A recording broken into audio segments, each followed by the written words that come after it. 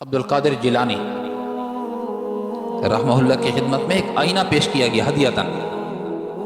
حضرت نے اپنے خادم سے فرمایا رکھ لو بھائی اس کو، جب ہمیں ضرورت پڑے ہم آپ سے طلب کر لیں گے، لے لیں گے، تاکہ ہم اپنا چہرہ دیکھیں، ضرورت پڑنے پر کام میں لائیں شیشے کو، آئینے کو۔ خادم نے لے لیا اور رکھ لیا اور اس کا شکریہ بھی ادا کیا دینے والے کا کہ تو نے مجھے یہ انعام دیا، یہ ہدیہ دیا، اور اللہ کا شکر بھی ادا کیا الحمدللہ کہ اللہ نے یہ نعمت مجھے عطا فرمائی ہے، انعام عطا فرمایا ہے، نعمت عطا فرمائی ہے کہ جس سے میں اپنے چہرے کو دیکھ سکتا ہوں۔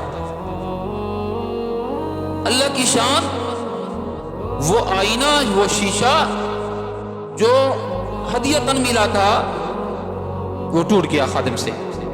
خادم نے ڈرتے ڈرتے آ کر کہا حضرت وہ آئینہ جو آپ کو فلاں نے ہدیۃً یا انعام میں، اکرام میں پیش کیا تھا وہ ٹوٹ گیا۔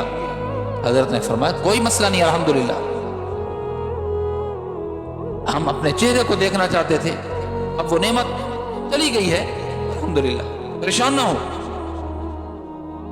تو سننے والے نے کہا حضرت جب یہ نعمت ملی، یہ انعام اللہ کی طرف سے ملا، تب بھی آپ نے اللہ کا شکر ادا کیا الحمدللہ کہا، اور جب یہ نعمت چھن گئی ہے تب بھی اللہ کا شکر الحمدللہ فرمایا ہاں، اللہ نے عطا کیا اس کی مہربانی ہے، اللہ نے واپس لے لی ہم سے اور ہم نے دے دی رغبت کے ساتھ الحمدللہ۔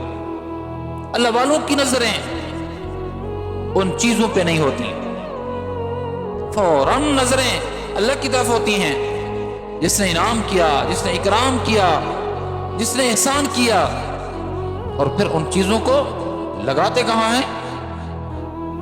انعام کرنے والے کی فرما برداری پہ لگاتے ہیں میرے دوستو۔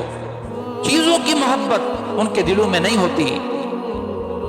کہا ہے نا، وہ مشہور واقعہ ہے کہ کشتی ہے تو کشتی پانی میں چلتی ہے، لیکن اگر وہی پانی کشتی کے اندر چلا جائے وہ ڈبا کے رکھ دے گی، کشتی ڈوب جائے گی، لیکن وہ کشتی چلے گی کہاں؟ پانی کے اندر چلے گی، پانی کے بغیر نہیں چل سکتی۔ لیکن وہی پانی کشتی کے اندر داخل ہو جائے تو کشتی کو ڈبو دے گی، کشتی والوں کو ڈبو دے گی۔ تو دوستو دنیا کے اندر چلنا ہے، ہم نے دنیا کے اندر ہم نے زندگی بسر کرنی ہے، لیکن دنیا کی محبت، وہ محبت اور محبت کا وہ حصہ کہ جو اللہ سے ہمیں غافل کر دے، یہ محمود عمل نہیں ہے، یہ قابل مذموم ہے۔